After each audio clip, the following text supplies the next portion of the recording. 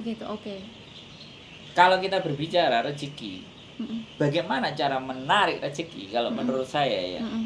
yang paling pertama adalah bahagia. Setuju banget, Jadi oke.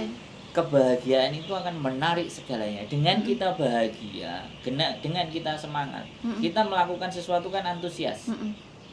Nah, ketika melakukan sesuatu antusias, artinya energinya itu sudah rezekinya itu udah di depan Mhm. mata Mhm. karena antusias. Mhm mhm Terus mhm. dijalani dengan ikhlas dan sabar, kena Kena, semua. heeh.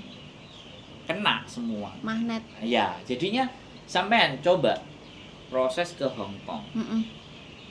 Males-malesan. Mhm. Ya kan? Kok ngene ya, kok Dengan gak keruwetan, enak. heeh. Interminute kan mulai Mhm, tuh. betul. Tapi aku harus jalanin iki, omahku Mhm. kurang beres. Mhm. Ya kan? Omahku kurang beres, aku pengen tuku kulkas.